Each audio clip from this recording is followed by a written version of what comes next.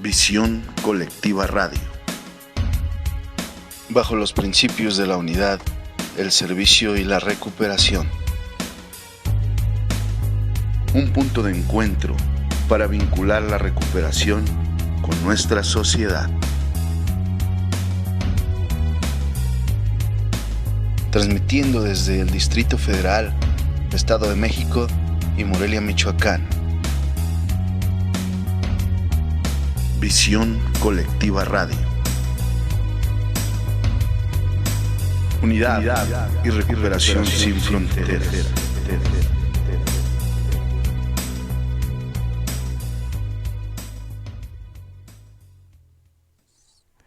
Hola, hola, ¿qué tal? Muy buenas. Aquí estamos. Muy buenas tardes. Seas bienvenido una vez más a lo que es tu estación Visión Colectiva Radio. Y bueno, pues ya estamos totalmente en vivo y en directo.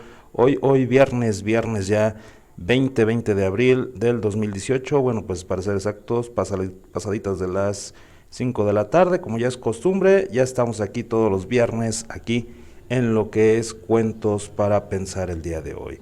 Bueno, pues te saluda de este lado también tu servidor Daniel López y bueno, pues vamos a arrancar porque hoy tenemos lo que es pues un tema especial para ti, ojalá y que también tú participes con nosotros. El teléfono en cabina, ahí te va, toma nota, es el 76 51 29 16. Nuevamente, 76 51 29 16. Pones el 0155 si estás en el interior de la República. Al fin y al cabo, el día de hoy ya la alada, pues afortunadamente ya nos cuesta como una llamada local, así es que pones el 0155 con el número 76 51 29 16. Bueno, pues ya estando en lo que es el programa, pues arrancamos y también estamos aquí en las redes sociales, en el Facebook y también en el WhatsApp. Si también quieres agregarte el WhatsApp, nada más nos mandas un mensajito y te agregamos directamente a nuestro foro de WhatsApp. Yo mando cámaras y micrófonos hasta lo que es el estudio en esta tarde, en esta sala, en este comedor y la sala de, en este caso, la licenciada Blanca Estela Figueroa y también Elizabeth Salinas. Adelante. Hola, muy buenas tardes. Pues sí, yo soy Elizabeth y pues me da muchísimo gusto estar con ustedes, justo recibiendo como siempre a nuestra estimada licenciada Blanca Estela Figueroa y de seguro hoy nos va a deleitar con un cuentazo, ¿verdad, licenciada? Díganos. Por supuesto, vamos, como dicen en FA, con los cuentos para pensar. Hoy no es la excepción. Buenas tardes a todos, bienvenidos. Ojalá nos compartan sus impresiones. Si no es hoy, que sea en la semana, pero que nos platiquen si les hizo pensar el cuento y qué pensaron, ¿verdad? Sería lo más importante. ¿Cómo ves? No, pues la verdad es que recapitulando un poco el pasado viernes, hoy estamos a 20, como dice nuestro estimado Daniel López, el buenazo en controles aquí en esta estación. Hoy vamos a tomar un tema, pero la semana pasada tomamos un tema muy muy bonito sobre este libro del esclavo que está buenísimo. Ojalá que muchos de ustedes hayan leído el cuento, porque pues finalmente estos cuentos de esta persona de Bucay son excepcionales y la relación que hace la licenciada pues un tanto mejor. Entonces, pero pues hoy ¿cuál es el tema, licenciada? Hoy ¿cuál es el cuento? Vamos a leer el cuento de Recuentos para Demián, de Jorge Bucay. Dice el libro como subtítulo, Los cuentos que contaba mi analista. Se llama Los retoños del ombú. Y este cuento, como todos los de Recuentos para Demián, empiezan con una pequeña introducción de Jorge Bucay a su paciente para introducirlo al cuento. Y después lo vamos a vincular con un tema que esperemos que eso sea lo que los haga pensar al vincular el cuento. ¿Empezamos? Claro que sí. Bueno, sí, estamos. Empezamos. Los retoños del ombú. Apenas entré, Jorge me dijo, tengo un cuento para contarte. ¿Un cuento? ¿Por qué? No sé, me pareció que te vendría bien. Bueno, dije, confiando en él. Así vamos a iniciar hoy. Esperamos que les vaya bien y que confíen en que esto les va a ayudar a pensar y va a haber alguna respuesta para ustedes en algún apartado de sus vidas. Dice así: era un pueblo muy pequeño, tan pequeño que no figuraba en los grandes mapas nacionales, tan pequeño que tenía solo una diminuta plaza y que en su única plaza tenía un solo árbol. Pero la gente amaba a ese pueblo, amaba su plaza y amaba su árbol. Un enorme ombú que estaba justo en la mitad de la plaza. Y también en la mitad de la cotidianidad de los habitantes del pueblo. Todas las tardes, a eso de las 7, después del trabajo, hombres y mujeres se cruzaban en la plaza recién bañados, peinados y vestidos, dando un par de vueltas alrededor del ombú. Durante años los jóvenes, los padres de los jóvenes y los padres de los padres se habían cruzado diariamente bajo el ombú. Allí se habían cerrado negocios importantes, tomado decisiones del municipio, arreglado casamientos y recordado a los muertos por los años de los años. Un día, algo diferente y maravilloso comenzó a pasar. En una raíz lateral, saliendo de la nada, brotó una ramita verde con sus dos únicas hojitas apuntando al sol. Era un retoño, el primer retoño que el ombú había dado desde que se le conocía. Después de la conmoción, se creó una comisión que organizó un festejo para brindar por el nuevo hecho. Para sorpresa de los organizadores, no todos en el pueblo concurrieron al brindis. Había quienes decían que el retoño traería complicaciones. El caso es que algunos días después de aparecido el primer retoño, empezó a brotar otro, y en un mes más de una veintena de nuevas manchitas verde claro asomaron en las ya grises raíces del ombú. La alegría de unos y la indiferencia de otros había de durar poco. El aviso lo dio el guardián de la plaza. Algo le pasaba al viejo ombú. Sus hojas estaban más amarillentas que nunca, eran débiles y se caían con facilidad. La corteza del tronco, otrora carnosa y tierna, se había vuelto reseca y quebradiza. El guardián dio su diagnóstico. El ombú estaba enfermo y quizá moriría. Esa tarde, en el paseo vespertino, se planteó la discusión. Algunos empezaron a decir que todo esto era culpa de los retoños. Sus argumentos eran concretos. Todo estaba bien antes de que aparecieran. Los defensores de los retoños decían que una cosa era independiente de la otra y que los retoños eran el futuro si algo le pasaba al viejo ombú. Así, planteadas las posiciones, se formaron dos grupos claramente divididos. Uno que ponía el acento en el viejo ombú y otro que lo ponía en los nuevos retoños. Sin saber cómo, la discusión se hizo cada vez más acalorada y los grupos cada vez más separados. Recién entrada la noche, acordaron llevar el tema a la reunión vecinal del día siguiente para calmar los ánimos. Pero los ánimos no se calmaron. Al día siguiente, los defensores del ombú, como empezaron a llamarse, dijeron que la solución del problema era volver atrás. Los retoños estaban quitándole fuerzas al viejo ombú y actuando como parásitos del árbol. Había, por lo tanto, que destruir a los retoños. Los defensores de la vida, como ya se habían bautizado ellos, escucharon azorados, porque también ellos se habían reunido antes para encontrar una solución. Había que cortar el viejo ombú, que en realidad ya había cumplido su ciclo. Lo único que hacía era quitarle el sol y agua a los recién nacidos. Además, era inútil defender al ombú, porque de todas maneras el viejo árbol estaba potencialmente muerto. La discusión terminó en una pelea, y la pelea en una gresca, donde no faltaron gritos, insultos, patadas.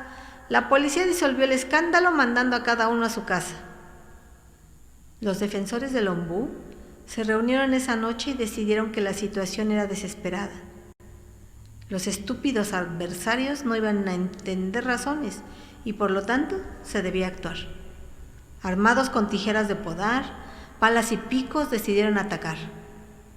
Con los retoños ya destruidos, otra sería la situación a negociar. Llegaron a la plaza casi alegres. Al acercarse al árbol, vieron que un grupo de personas apilaban maderas alrededor del ombú. Eran los defensores de la vida, que planeaban prenderle fuego. Ambos grupos de defensores se trenzaron otra vez, pero ahora sus manos estaban armadas de odio, resentimiento e instinto de destruir. Varios retoños fueron pisoteados y dañados durante la pelea.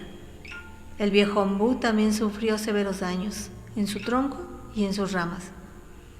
Más de 20 defensores de ambos bandos terminaron la noche internados, con más o menos gravedad, en el hospital del pueblo. La mañana siguiente se encontró en la plaza un panorama distinto. Los defensores del ombú habían levantado un cerco alrededor del árbol y lo custodiaban permanentemente 4 personas armadas.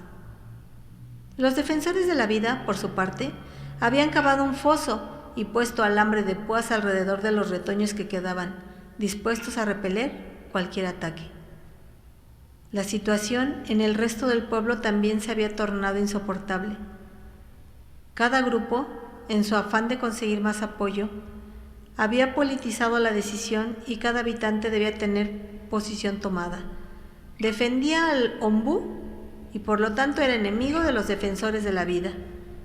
O defendía a los retoños y por lo tanto debía odiar a muerte a los defensores del árbol.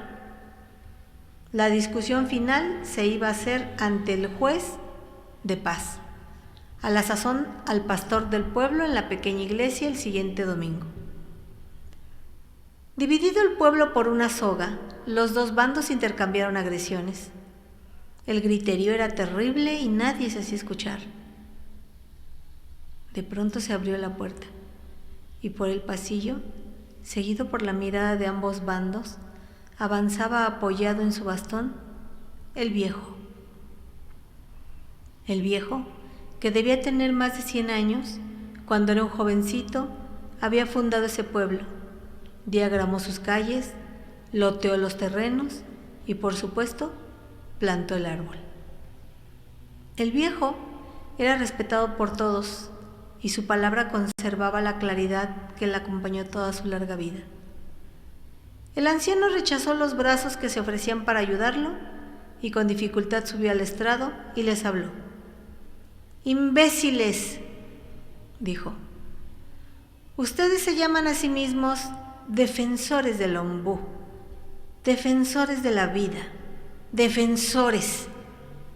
Ustedes son incapaces de defender nada, porque su única intención es lastimar a todos los que piensen diferente. Ustedes no se han dado cuenta de su error y están tan equivocados unos como otros. El ombú no es una piedra, es un ser viviente y como tal, tiene un ciclo vital. Este ciclo incluye dar vida a los que continuarán su misión, es decir, incluye preparar a los retoños para hacer de ellos nuevos ombúes. Pero los retoños, estúpidos, solo son retoños y por ello no podrían vivir si el ombú se muere y la vida del ombú no tendría sentido si no fuera capaz de prolongarse en nueva vida. Prepárense, defensores de la vida, entrénense y ármense. Pronto será la hora de prenderle fuego a la casa de sus padres, con ellos dentro. Pronto envejecerán y empezarán a estorbar el camino. Prepárense, defensores del ombú, practiquen con los retoños, deben estar preparados para pisotear y matar a sus hijos, cuando estos quieran reemplazarlos o superarlos. Ustedes se llaman a ustedes los defensores. Ustedes lo único que quieren es destruir, y no se dan cuenta de que destruyendo y destruyendo, destruirán también inexorablemente todo aquello que creen defender. Reflexionen, no tienen mucho tiempo. Y dicho esto, bajó lentamente del estrado y caminó hacia la puerta en medio del silencio de todos y se fue. ¿Cómo ves? Híjole, no, es que está bastante, ¿cómo podría decir? Tiene mucho contexto el libro, bueno, el cuento, pero más que nada es una reflexión, la persona que fue el sabio para poder distinguir, ¿no? qué había de la vida, qué era lo que querían hacer. Así la es. verdad, la realidad. Quizás los dos tenían sus razones, o los dos bandos, pero la realidad es que estaban haciendo daño tanto uno como el otro. Así es, esa forma que tenemos todos, ¿no? De que en algún momento sale de dentro de nosotros algo que nos hace pelearnos con nosotros mismos, con la vida. Y esa es una de las razones por las que el día de hoy me gustaría compartir con todos ustedes el enlace de esta historia de la reacción de las personas ante las situaciones nuevas, ante las que ya existen, ante las que no existen, enlazándolo con un ejemplar que salió en el año 2003. Lo editó la revista Plenitud de Alcohólicos Anónimos en su número 121, en el que trabajaba varios temas, como lo hace la revista, ahora que por cierto ya es digital, ya puede ser de acceso mucho más fácil para todos. Pero en este año 2003 editaron un síntoma de neurosis que escribió el doctor José Antonio Elizondo, que en ese entonces lo mencionaban como director del CAIPA, que era el Centro de Atención Integral en Problemas de Adicciones. Lo editó con el síntoma número 3 de borrachera seca, que trata acerca de la amargura e insatisfacción existencial por persistencia de los resentimientos. Y él le llamó el escorpión amargado. Y él explicaba que en este síntoma de la enfermedad de neurosis, en la mayoría de los alcohólicos y drogadictos que él había tratado, no habían logrado aún en su rehabilitación perdonarse, seguían sintiéndose culpables, ni perdonar a los demás, lo cual los llevaba a tener resentimientos muy fuertes. Cuando el doctor Elizondo me autorizó para que yo trabajara estos temas en las agrupaciones de AA, me comentaba que necesitaba yo trabajar primero con lo que yo había detectado de mi persona, de la borrachera seca, que aunque yo no bebiera de la manera que bebían los alcohólicos, mi problema y mi enfermedad estaba en la neurosis, y que mi neurosis la manifestaba de diferentes maneras. Entonces me empezó a mostrar todas las cualidades y todos los defectos de los síntomas, de cómo identificarlos. Y cuando yo le pedí autorización para trabajar estos síntomas, me decía que debía trabajar primero conmigo todos esos elementos para después poder trabajar en las agrupaciones o donde yo fuera. Finalmente me autorizó y pues le mando un saludo si algún día nos escucha el doctor José Antonio Elizondo López, psiquiatra. Pues le mando un saludo y pues le informo que seguimos sirviendo en las agrupaciones y en donde se necesite. Donde nos llamen a servir, ahí estamos. Entonces, bueno, pues me di a la tarea, trabajé con lo mío Y entonces ya empecé a trabajar y el día de hoy pues quiero compartirles la vinculación que hago con el cuento para pensar de hoy. Ojalá logremos ese pensar en función de la amargura o la insatisfacción existencial porque seguimos teniendo resentimientos. Y el doctor Elizondo lo relaciona muy bien a su estilo, este síntoma número 3, con un animal, un pequeño animalito. De hecho, a su síntoma le llama el escorpión amargado. Y dice que este animalito pues tiene en su forma, tiene una característica muy llamativa, que es un aguijón que termina, que está al final de su cola, ¿no? Uh-huh. Y en este aguijón hay un veneno. Y cada vez que pica, segrega el veneno, que es la ponzoña que destruye o daña a quien pica, ¿no? Uh-huh.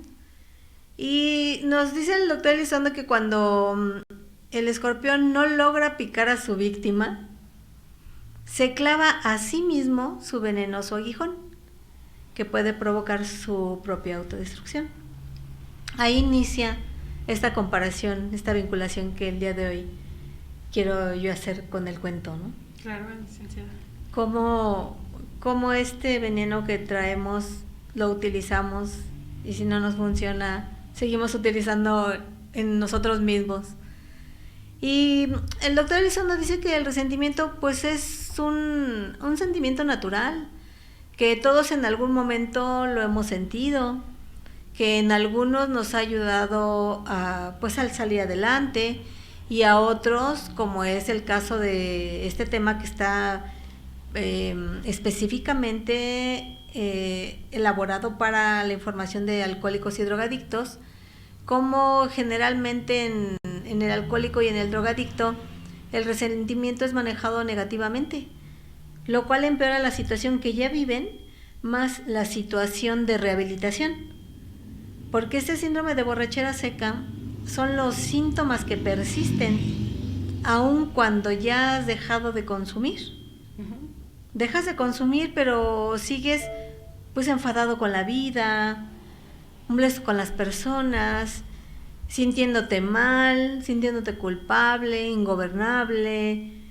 Entonces el alcohólico y el drogadicto que inician este proceso de recuperación y se enfrentan a que tienen graves problemas con la culpa y el resentimiento, dice el doctor Elizondo que son sus dos más graves situaciones que les pueden pasar.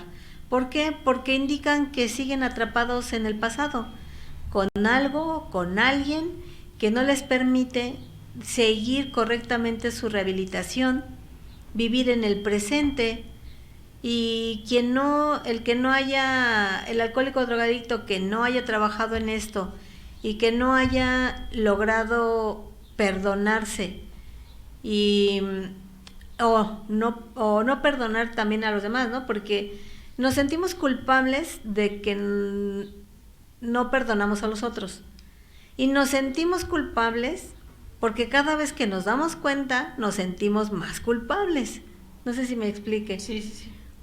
Ya de entrada ya tenemos esa culpa y ese resentimiento, pero cada vez que recordamos cualquier situación del pasado, cualquier persona, cualquier detalle, una palabra, un olor, un lugar, pues volvemos a resentirnos y eso nos lleva otra vez a volver a sentir culpa.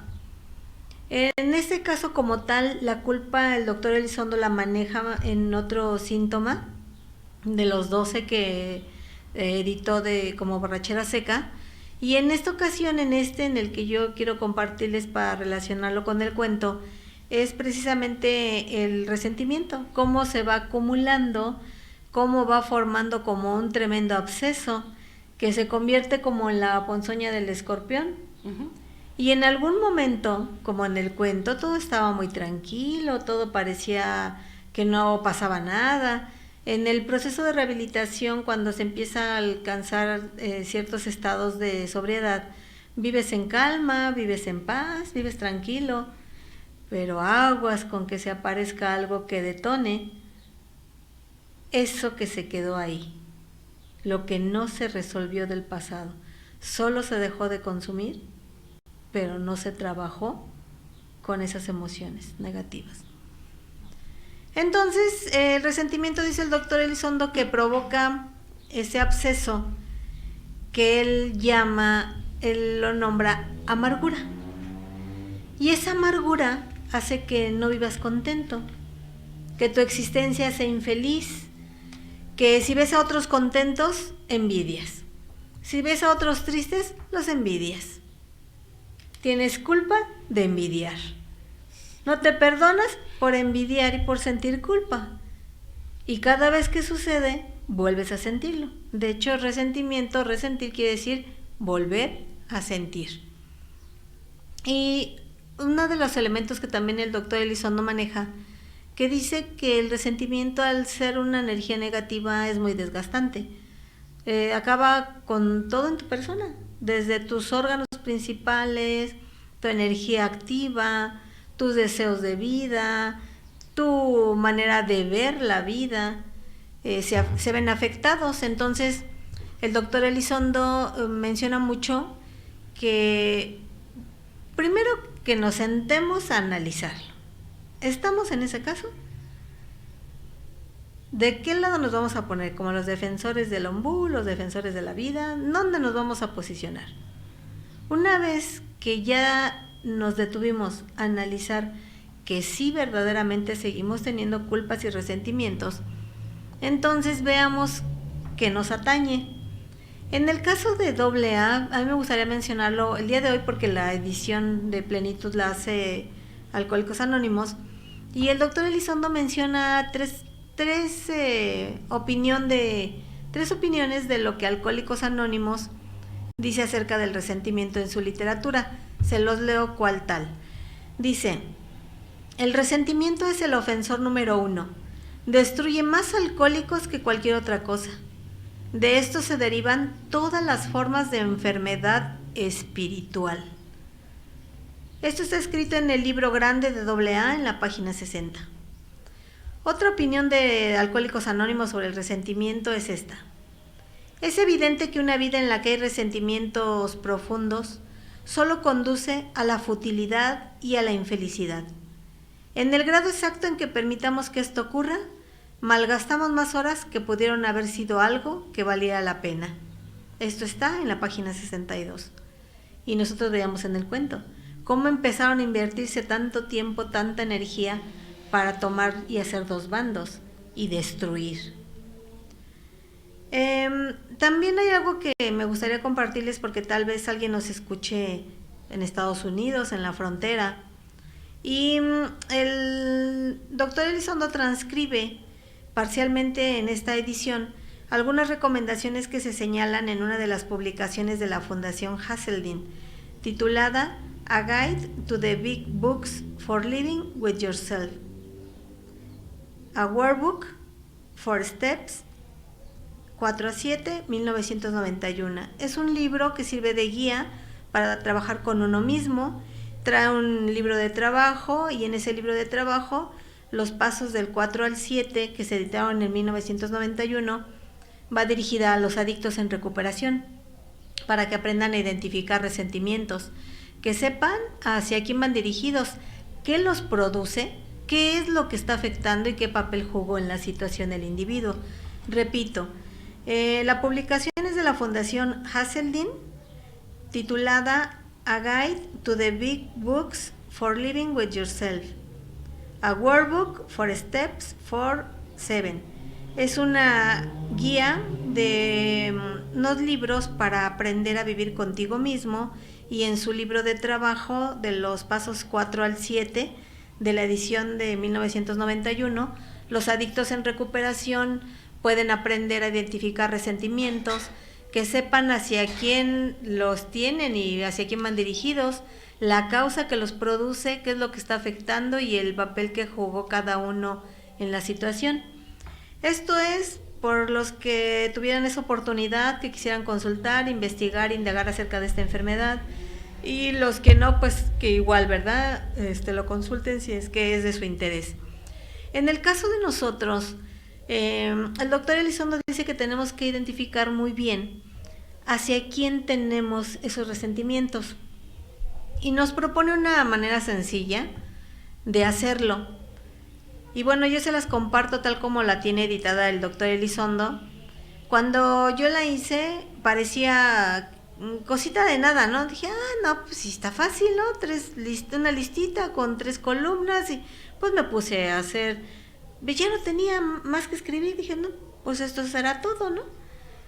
Porque el doctor Elizondo dice que hagas la sugerencia, que hagas una lista de las personas con las que estás resentido, ya sea que estén vivas o muertas, por lo más mínimo, ¿eh? Si tú recuerdas que en tu infancia un amiguito te escondió tus canicas y nunca te las devolvió y crecieron y tú lo veías diario y nunca te las devolvió y nunca le dijiste nada, ese es un resentimiento que está en el pasado. Tienes que poner el nombre del amiguito que se quedó con tus canicas, por decirlo así, ¿no? Eso no lo dice el doctor Elizondo, ¿eh? Ese es un ejemplo. La segunda lista que hagas es de instituciones. Parece mentira, pero hay muchas personas, por ejemplo, que están resentidos contra la compañía de luz por el cambio de las cuotas, por la reforma energética, por todo lo que manejó el sindicato, por todas las noticias que hubo. Hay instituciones también contra las que estamos resentidos. Puede ser el gobierno, la policía, las escuelas, ¿no? En el caso de las agrupaciones es muy común ver esos resentimientos contra los maestros o los compañeros o las escuelas. La iglesia es otra de las instituciones contra las que hay muchos resentimientos. Las empresas transnacionales, ¿no? Si, pues no sé, la empresa de mensajería X no te trajo tu paquete y luego te hicieron dar 3 vueltas para que te lo entregaran, pues ahí hay un resentimiento contra las empresas transnacionales, ¿no? Las empresas de mensajería, el ejército, ¿no? Cada vez que vemos a los uniformados, realmente, ¿qué te pasa a ti? ¿Tú qué sientes? Y bueno, la tercera columna de esta lista que nos sugiere el lector Elizondo, retomo, es una lista donde vas a poner tus resentimientos, los vas a escribir. Primero, con las personas con las que estás resentido, vivas o muertas, miembros de tu familia o individuos fuera de ella, de tu infancia, antiguos, actuales, personas vivas o muertas, repito. Es muy importante anotarlas por lo mínimo que consideremos. Y la segunda columna, que sería los resentimientos que tenemos hacia las instituciones, el gobierno, la policía, las escuelas, la iglesia, el ejército. Y la tercera columna, que es hacer una lista de los resentimientos que podemos tener contra ciertos principios. Por ejemplo, la ley de reciclamiento de la basura, los códigos estatales, federales que dicen que no puedes consumir bebidas en la vía pública, por ejemplo, que no puedes sacar a tu perro sin cadena, el reglamento de tránsito, ¿no? Muchos decimos que si se respetara no pasaría lo que pasa. Ese es un resentimiento. Cada vez que me acuerdo de que con ese reglamento me cobraron la multa de 1,200 más el arrastre y el corralón y todo eso, ese es un resentimiento. Los 10 mandamientos, ¿sí? Si la institución con la que tienes el resentimiento es de iglesia, pues seguro que con los 10 mandamientos o las reglas establecidas, ¿no? Por tu iglesia. Las reglas de la moda, el reglamento de tránsito, como les mencionaba, y las obligaciones que tenemos todos de pagar nuestros impuestos, ¿no? Que nos quejamos, no, es que el SAT cada vez te cobra más, cada que vas te cobra, resulta que debes hasta lo que ni tenías, y cada vez que oigo Hacienda o Lolita, como se le llamó hace algunos años, les digo, hay vituperios, ¿no? Entonces, esos son resentimientos contra los principios o leyes establecidos para vivir en armonía. ¿Qué es lo que hace que yo no viva en armonía y que al contrario estos 3 elementos me generen problema? Bueno, es importante identificarlos porque es recomendable que todos los alcohólicos en recuperación hagan esta lista de personas, instituciones y principios contra los que están resentidos. Pero como yo les comenté en un principio, no solo ellos, todos debemos hacer esta lista y trabajar esta parte para sanear esa parte de nuestra vida que está mal. Porque en nuestro cuento, pues no eran específicamente alcohólicos y drogadictos, ¿verdad? A lo mejor había uno que otro por ahí. Pero la mayoría eran personas que aparentemente vivían bien, vivían normal, no tenían ningún problema, vivían una cotidianidad muy pacífica y tranquila, pero ¿en qué momento se detona esta neurosis que genera todo este problema de resentimientos y al final de culpas, ¿no? Y bueno, una vez que ya se identificaron, que se hizo la lista con estas 3 columnas, tú puedes hacer una por cada uno, ¿eh? Yo te platico como yo la hice. Yo hice una sola lista y puse 3 columnas, porque así yo veía si me faltaba alguien o algo en alguna de ellas, y así las fui llenando. Conforme tú vas escribiendo, cuando tu intención es precisamente hacer este saneamiento mental, espiritual y físico, conforme vas escribiendo van saliendo más. Parecería que no, dices, no, pues no, yo no tengo resentimiento contra nadie, ¿no? Y resulta que empiezas a escribir y pues que sí, y que llenas una hoja completita de puros resentimientos. Entonces, bueno, el doctor Elizondo dice que al hacer esta reflexión, cuando haces esta lista, te vas a dar cuenta que hay resentimientos que son conscientes y hay algunos que son inconscientes. Hay algunos casos en que solo con que tú la leas y reflexiones, te sirve. Dices, ay, sí es cierto, aquí estaba yo con esto, ay, pero qué mal, ¿no? No. Con una sola reflexión te queda. Pero hay personas a las que no. Hay personas que hacer una lista solo las confunde más, las pone más resentidas. Entonces la sugerencia del doctor Elizondo es que en estos casos sí acudas a un grupo de autoayuda, a una psicoterapia, trabajar siempre el 4º y 5º paso del grupo de autoayuda con los 12 pasos en las agrupaciones, permiten identificar las causas del dolor psicológico que causaron esos resentimientos. Esa es una de las grandes bendiciones de las agrupaciones, ¿no? Y bueno, en cuanto a por qué es importante hacer esto, identificar, pues cuáles son de estos elementos los que nos estarían afectando o causando daño el día de hoy y que están permitiendo que caigamos en situaciones terribles como las de la aparente tranquilidad del pueblo donde estaba el ombú, hasta los daños de terceros y colaterales que los llevaron al hospital a los participantes de la riña, hasta dónde mis resentimientos no trabajados me pueden llevar a padecer por no identificar contra quién estoy resentido, ¿no?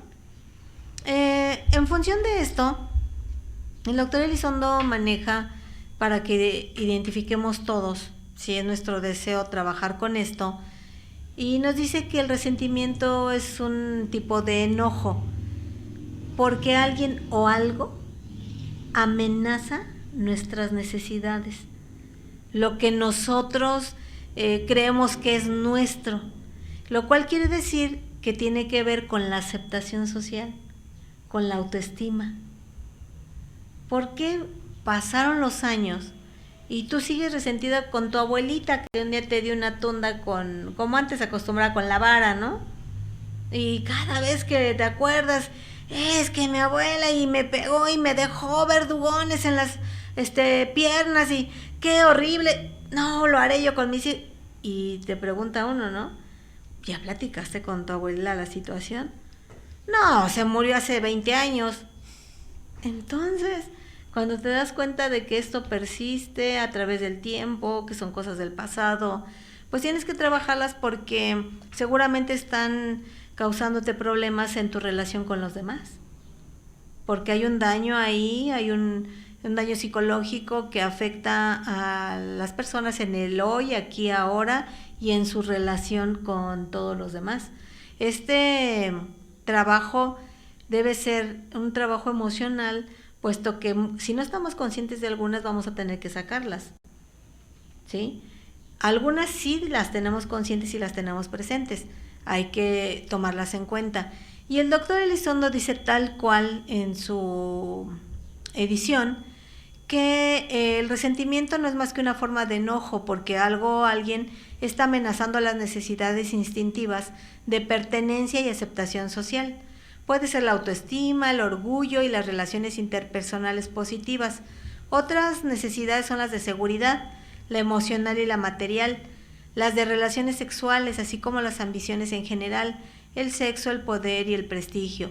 Habría que ver hasta qué grado o qué nivel está nuestro enojo, nuestra amargura existencial, que hemos llegado a afectar todas estas áreas de nuestras vidas. Dice el doctor Elizondo que quien trabaje con sus resentimientos necesita identificar muy bien con quién o con qué está resentido. Esa es la intención de hacer la lista. Si se maneja mal, si no se atiende, los individuos, hombres y mujeres que tienen esta enfermedad más el resentimiento, son personas que constantemente se manejan en un ambiente de hostilidad. No son personas accesibles, siempre están enojadas, siempre están de mal humor, no le ven lo bonito a la vida, ¿no? Tú les dices, oye, ¿viste qué bonito se ve el cielo? Mira las nubes. Y voltean de mala gana. No sé, ajá. O mira, ya está lloviendo y están mojándose las plantas, ya estaban secas por el calor. Ay, me voy a mojar los pies, ¿no? Cosas así. ¿Por qué no logramos ver lo bello de la vida, ¿no? ¿Por qué nos quedamos solo con lo malo? Y trabajar estos resentimientos, pues es importante analizar con quién estoy resentido, trabajar la causa y ver qué necesidades ese resentimiento me está haciendo que que sean las que yo esté mal. Es un trabajo de autoobservación, de autoaceptación, de autoconciencia, que te permite tener un trabajo terapéutico para toda la vida. Esos trabajos son para toda la vida. Si eres honesto, siempre pues vas a encontrar mucho más facilidad en el camino de tu terapia. Cuando uno ya está en las últimas y dice, no, pues ya o digo la verdad o me muero, entonces esto permite ir como allanando el camino, es más fácil, van apareciendo todas las cosas de una manera más sencilla. Dolorosa sí, difícil sí, pero que al final dices, ¡ay, qué alivio! Ya no me duele mi corazoncito, porque sí duele, los que hemos sentido resentimientos, al menos yo sí, muchos, conforme lo vas trabajando, ay, hasta sientes tu corazoncito bonito, ligerito, sientes el huequito donde está, no pesado, duro, se siente la espalda más relajada, la nuca más ligera. Hagan la prueba y ya me cuentan ustedes qué sienten, ¿no? Y bueno, el doctor Elizondo también nos menciona que analices también las 4 posibilidades con las que tú puedes identificar tu grado de resentimiento, ¿no? Dice que si estás dentro del egoísmo, si eres egoísta, deshonesto, temeroso, desconsiderado, o a veces una mezcla de 2 o más de estas características, las repito, egoísta, deshonesto, temeroso, desconsiderado, una mezcla de 1, 2 o todas ellas, pues te hacen un individuo resentido que anda por la vida como el escorpión, soltando su veneno, buscando a quien picar para enterrarle su ponzoña, y si no encuentra a nadie, él mismo se envenena, ¿no? Y bueno, en el caso de la culpa te decía yo que pues se maneja en otro síntoma, y también menciona algo que yo cada vez que tengo oportunidad lo comparto. ¿Por qué? Porque parecería ser como que cuando platicamos de los 12 pasos, del síntoma, de este síndrome de borrachera seca, parecería ser que los pasos te dan la solución. Y no, los pasos son parte del camino. Entonces el doctor Elizondo hace una aclaración muy importante. Dice que una vez que identifiques contra quién estás resentido y qué necesidades tienes afectadas, dice que también lo que busques es qué elementos de estas 4 características pueden empeorar el día de hoy tu vida. Y te vas a dar cuenta que en la mayoría de los casos el grado de culpabilidad provocó un resentimiento. Pero, aclara, excepto en los casos de abuso. Casi siempre el resentido, esto lo leo tal cual lo dice el doctor, casi siempre el resentido, después de analizar objetivamente todos los factores causales, descubrirá que ninguno de sus resentimientos eran verdaderos. Simplemente había transferido su culpa a otras personas, instituciones o principios. ¿Te acuerdas de la lista? Ok, sí. Entonces, uno de los factores que dice el doctor Elizondo que con más frecuencia generan síndrome de borrachera seca, pues es la persistencia de los resentimientos. Y es que no es fácil superar los resentimientos si no se trabaja con determinación. Mente abierta, sugiere el doctor, honestidad, comunicación, constancia y humildad para trabajar estos conflictos psicológicos en uno mismo y con otras personas, porque el escorpión va por todos lados, ¿no? Va por todos lados. ¿Qué es lo que nos hace en un momento dado generar un problema tal, ¿no? Como el que escuchamos en nuestro cuento, que prácticamente acaba con un pueblo. Digo, aunque era pequeñito y no formaba parte de un mapa, pero pues era un pueblo, ¿no? Al día de hoy, ¿hasta dónde y cómo o de qué grado está mi resentimiento que causa tremendos estragos, ¿no? ¿Cómo ves? Híjole, licenciada, pues sí, la verdad es que está muy interesante el tema. Fíjese, me quiero remontar a los saludos porque hay personitas que nos están pues platicando, comentando lo que tan amablemente nos está platicando. Uno de ellos es Javier Muñoz. Dice, muy buenas tardes a todos, a Eli, a la licenciada Blanca. Hola.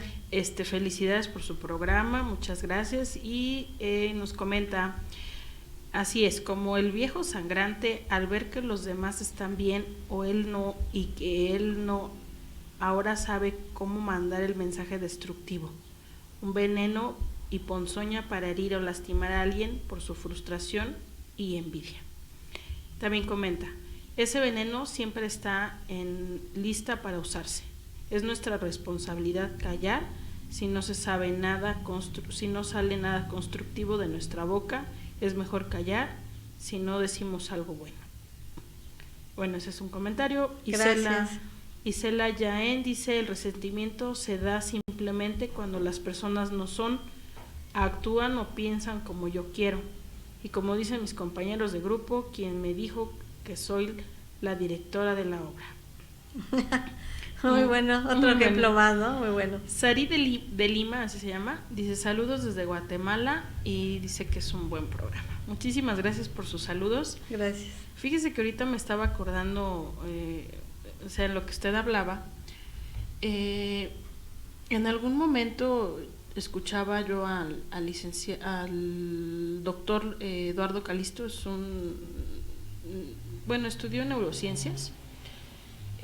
Muy interesantes sus participaciones, pero lo que me agradó mucho de él es que él explicó que el dolor emocional o el dolor psicológico era casi lo mismo que, por ejemplo, y puso un ejemplo, cuando las personas tienen esa manera de lastimarte con el silencio, ¿no? Que no te dicen nada, que te ignoran, y tú dices, bueno, pero ¿por qué siento feo, no? Dice que lo mismo pasa en tu cerebro lo registras como un golpe, como un pellizco, como algo que te está generando dolor. Entonces, en el sistema nervioso hay estructuras que verdaderamente te está doliendo. O sea, mucha gente a lo mejor puede minimizar y decir, bueno, pero ¿por qué te duele? Pero la realidad es que sí hay bases científicas en las que nos dicen que sí hay un dolor. Entonces, todo guardar de resentimientos y dolor.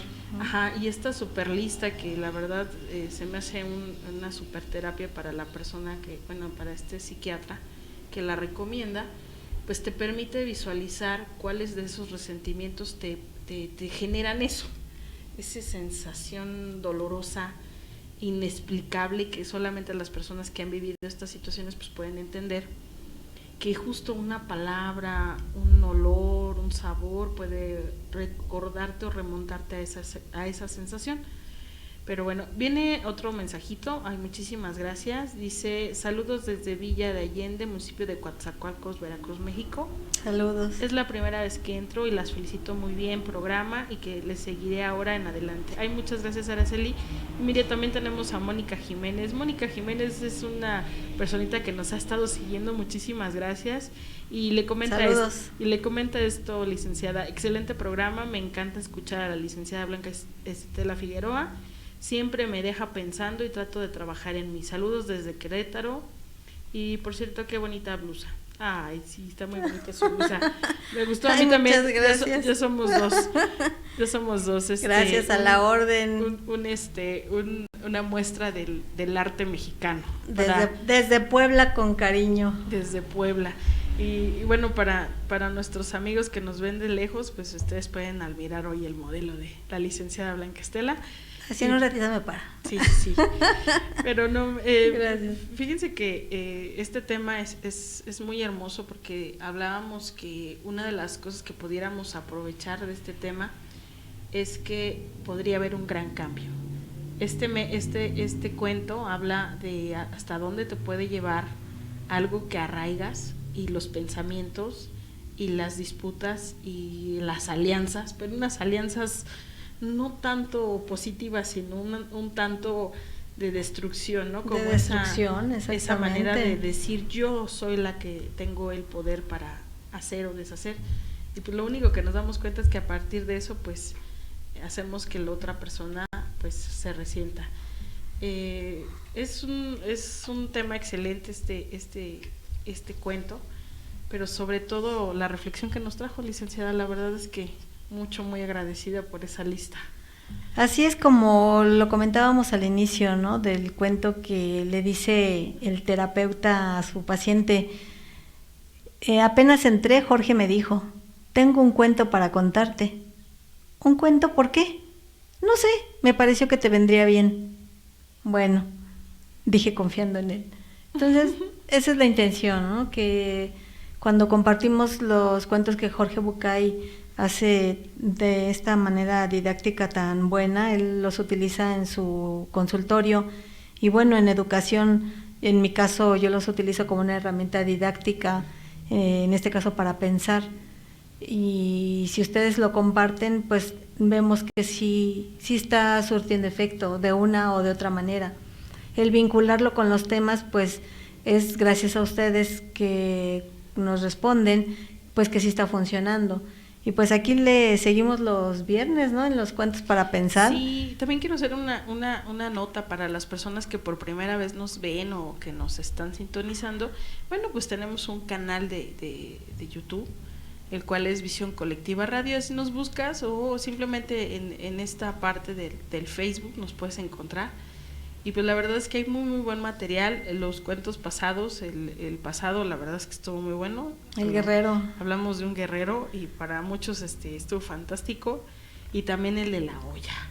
Ah, la olla embarazada, no, sí es cierto. Ese también estuvo muy bueno, pero embarazada. para que algunos que no nos conocen, pues igual y nos empiecen a ver. La gallina y sus pollitos, ¿te acuerdas? Ay, cómo no. Sí, no. también. Pero todos tienen bueno, la licenciada muy amablemente nos hace una reflexión muy completa sobre la relación que tiene con otra literatura y de la cual vamos analizando, y si ustedes gustan y nos pueden regresar pues sus comentarios, son muy agradecidos. De hecho, a todos los que hoy participaron, de verdad, muchísimas gracias. Pero bueno, no sé, licenciada, si quiera comentar algo más sobre todo esto del resentimiento, porque la verdad lo que sí yo encontré es que si yo no curo mi resentimiento, voy a ser una eterna amargada. Sí, existencial. Yo lo comparto como se los dije en un principio, como yo lo viví. Cuando yo conocí al doctor Elizondo y él daba la información del síndrome de borrachera seca, yo siempre lo comparto, ¿no? Bueno, yo tengo todos esos síntomas que me pasan, ¿no? Y ya empecé a trabajar con mi persona, fui a terapia y empecé a ir entendiendo todo esto que hoy estamos compartiendo. El hecho de hacer una lista que parece pues una pequeña cosita, ¿no? Una listita, nada más sencillita, ¿no? Cuando empiezas a escribir te das cuenta que van saliendo más cosas y pues los invitamos a que lo practiquen, porque ahorita en el cierre del cuento ya ven que cerramos volviendo a leer el cuento para ver si existió lo que en educación llamamos anclaje, es decir, que la primera lectura con la vinculación, en la segunda lectura haya algo que se queda en nosotros, que es lo que yo le compartiría a Jorge Bucay desde México y desde Visión Colectiva, muchos saludos, es lo que logra en nosotros, ¿no? Y eso es lo que cada quien piensa, y es ahí donde está la abundancia y la bondad de todo esto, ¿no? Que ojalá sigamos recibiendo sus reflexiones, sus vivencias, sus experiencias. Y bueno, cerramos con la lectura final del cuento para ver qué surge en ustedes. Gracias por haber estado con nosotros. Mándennos sus avisos, sus experiencias y sus pensamientos. El cuento de hoy se llamó Los retoños del Ombú. Era un pueblo muy pequeño, tan pequeño que no figuraba en los grandes mapas nacionales, tan pequeño que tenía solo una diminuta plaza y que en su única plaza tenía un solo árbol. Pero la gente amaba ese pueblo, amaba su plaza y amaba su árbol, un enorme ombú que estaba justo en la mitad de la plaza y también en la mitad de la cotidianidad de los habitantes del pueblo. Todas las tardes, a eso de las 7, después del trabajo, hombres y mujeres se cruzaban en la plaza, recién bañados, peinados y vestidos, dando un par de vueltas alrededor del ombú. Durante años los jóvenes, los padres de los jóvenes y los padres de los padres se habían cruzado diariamente bajo el ombú. Allí se habían cerrado negocios importantes, tomado decisiones del municipio, arreglado casamientos y recordado a los muertos por los años de los años. Un día, algo diferente y maravilloso comenzó a pasar en una raíz lateral. Saliendo de la nada, brotó una ramita verde con sus 2 únicas hojitas apuntando al sol.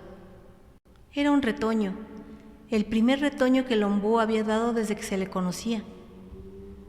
Después de la conmoción, se creó una comisión que organizó un festejo para brindar por el nuevo hecho. Para sorpresa de los organizadores, no todos en el pueblo concurrieron al brindis. Había quienes decían que el retoño traería complicaciones. El caso es que algunos días después de aparecido el primer retoño, empezó a brotar otro, y en un mes más de una veintena de nuevas manchitas verde claro asomaron en las ya grises raíces del ombú. La alegría de unos y la indiferencia de otros había de durar poco. El aviso lo dio el guardia de la plaza. Algo le pasaba al viejo ombú. Sus hojas estaban más amarillentas que nunca. Eran débiles y se caían con facilidad. La corteza del tronco, otrora carnosa y tierna, se había vuelto reseca y quebradiza. El guardián dio su diagnóstico. El ombú estaba enfermo y quizá moriría. Esa tarde, en el paseo vespertino se planteó la discusión. Algunos empezaron a decir que todo esto era culpa de los retoños. Sus argumentos eran concretos. Todo estaba bien antes de que aparecieran. Los defensores de los retoños decían que una cosa era independiente de la otra y que los retoños eran el futuro, si algo le pasaba al viejo ombú. Así, planteadas las posiciones, se formaron 2 grupos claramente divididos. Uno que ponía el acento en el viejo ombú y otro que lo ponía en los nuevos retoños. Sin saber cómo, la discusión se hizo cada vez más acalorada y los grupos cada vez más separados. Recién entrada la noche acordaron llevar el tema a la reunión vecinal del día siguiente, para calmar los ánimos. Pero los ánimos no se calmaron. Al día siguiente los defensores del ombú, como empezaron a llamarse, dijeron que la solución del problema era volver atrás.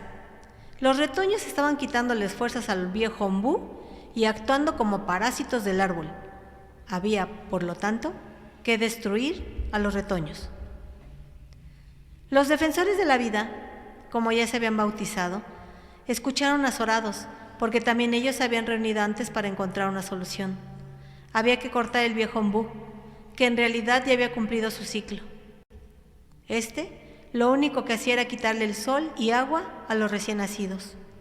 Además, era inútil defender al ombú porque de todas maneras el viejo árbol estaba potencialmente muerto.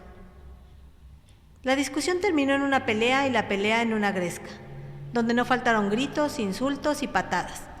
La policía disolvió el escándalo mandando a cada uno a su casa. Los defensores del ombú se reunieron esa noche y decidieron que la situación era desesperada. Los estúpidos adversarios no iban a entender razones y por lo tanto se debía actuar. Armados con tijeras de podar, palas y picos, decidieron atacar. Con los retoños ya destruidos, otra sería la situación a negociar. Llegaron a la plaza casi alegres. Al acercarse al árbol, vieron que un grupo de personas apilaban maderas alrededor del ombú. Eran los defensores de la vida que planeaban prenderle fuego. Ambos grupos de defensores se trenzaron otra vez, pero ahora sus manos estaban armadas de odio, resentimiento e instinto de destruir. Varios retoños fueron pisoteados y dañados durante la pelea. El viejo ombú también sufrió severos daños en su tronco y en sus ramas. Más de 20 defensores de ambos bandos terminaron la noche internados, con más o menos gravedad, en el hospital del pueblo. La mañana siguiente encontró en la plaza un panorama distinto. Los defensores del ombú habían levantado un cerco alrededor del árbol y lo custodiaban permanentemente 4 personas armadas. Los defensores de la vida, por su parte, habían cavado un foso y puesto alambre de púas alrededor de los retoños que quedaban, dispuestos a repeler cualquier ataque. La situación en el resto del pueblo también se había tornado insoportable. Cada grupo, en su afán de conseguir más apoyo, había politizado la decisión y cada habitante debía tener posición tomada. Defendía al ombú y por lo tanto era enemigo de los defensores de la vida, o defendía a los retoños y por lo tanto debía odiar a muerte a los defensores del árbol. La discusión final se iba a hacer ante el juez de paz, a la sazón el pastor del pueblo, en la pequeña iglesia el siguiente domingo. Dividido el público por una soga, los dos bandos intercambiaron agresiones. El griterío era terrible y nadie se hacía escuchar. Retoños y por lo tanto debía odiar a muerte. Se abrió la puerta y por el pasillo, seguido por la mirada de ambos bandos, avanzaba apoyado en su bastón el viejo. El viejo, que debía tener más de 100 años, cuando era un jovencito había fundado ese pueblo, diagramó sus calles, loteó los terrenos y, por supuesto, plantó el árbol. El viejo era respetado por todos y su palabra conservaba la claridad que le acompañó toda su larga vida. El anciano rechazó los brazos que se ofrecían para ayudarlo y con dificultad subió al estrado y les habló. «Imbéciles», dijo, «ustedes se llaman a sí mismos defensores del ombú, defensores de la vida, defensores. Ustedes son incapaces de defender nada, porque su única intención es lastimar a todos los que piensen diferente. Ustedes no se han dado cuenta de su error y están tan equivocados unos como otros. El ombú no es una piedra, es un ser viviente y como tal tiene un ciclo vital. Este ciclo incluye dar vida a los que continuarán su misión, es decir, incluye preparar a los retoños para hacer de ellos nuevos ombúes. Pero los retoños, estúpidos, son solo retoños y por ello no podrían vivir si el ombú se muere, y la vida del ombú no tendría sentido si no fuera capaz de prolongarse en nueva vida. Prepárense, defensores de la vida, entrénense y ármense. Pronto será la hora de prenderle fuego a la casa de sus padres con ellos dentro. Pronto envejecerán y empezarán a estorbar el camino. Prepárense, defensores del ombú, practiquen con los retoños, deben estar preparados para pisotear y matar a sus hijos cuando estos quieran reemplazarlos o superarlos.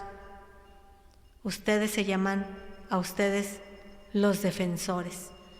Ustedes lo único que quieren es destruir y no se dan cuenta de que destruyendo y destruyendo, destruirán también inexorablemente todo aquello que creen defender. Reflexionen, no tienen mucho tiempo. Y dicho esto, bajó lentamente del estrado y caminó hacia la puerta en medio del silencio de todos y se fue.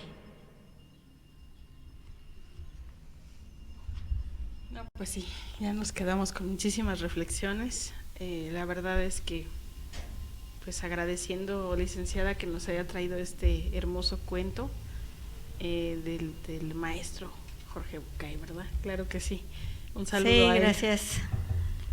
Los 2 ejemplares, Recuentos para Demián y el ejemplar de edición del síndrome de borrachera en el 2003, para cualquiera que quiera investigarle y seguir su camino buscando. Sí, hay en la búsqueda de esto, ¿no? De que, y sí, dice Isela Gaén, muy buen cuento, estoy muy de acuerdo. Qué fuerte. Pero sí, hasta dónde podemos llegar en una situación de esto, ¿no? Sufriendo este tipo de cosas. Así es. Gracias. Pues muchísimas gracias, licenciada, y muchísimas gracias a todos ustedes. La verdad, yo le quiero agradecer a Mónica Jiménez que nos siga sintonizando, y igual a Araceli Castro, que por primera vez está con nosotros, esperando que nos vean el próximo viernes. Que hagan la costumbre y que nos retroalimente con sus pensamientos de estos cuentos para pensar, de los temas con los que se vincula, que nos compartan y hagamos una comunidad, una gran comunidad de cuentos para pensar. Saludos a todos y muchas gracias. No, pues muchísimas gracias.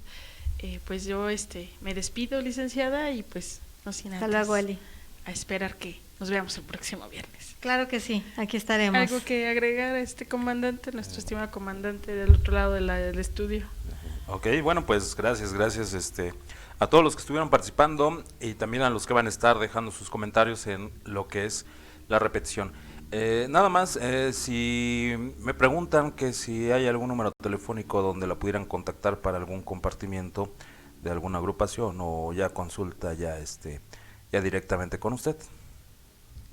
La dirección, Nelly, ¿los comentas? Más adelante les compartimos la dirección de Face. Nos dice que por medio del Face nos Ok. Entonces esperen lo que es vamos a organizar. la nueva dirección del Facebook ahí de Cuentos para Pensar, o también el de la licenciada Blanca Estela Figueroa. Ok, bueno, pues les agradezco que hayan seguido esta transmisión, y pues más al ratito como a las 9 estaremos en la Raccoon Evolution. Creo que vamos con el tema de la culpa, o no sé cómo está la onda ahí, pero alguien tiene que salir culpable esta noche. Seguro. Sí. Seguro. Ok, bueno, pues se quedan con la repetición. Mil gracias. Gracias, licenciada, gracias. Gracias, Eli, Dani. también. Eli, hasta luego. Muchísimas gracias. Nos vemos y se quedan, pues, ¿dónde más? Aquí en Visión Colectiva Radio. Gracias.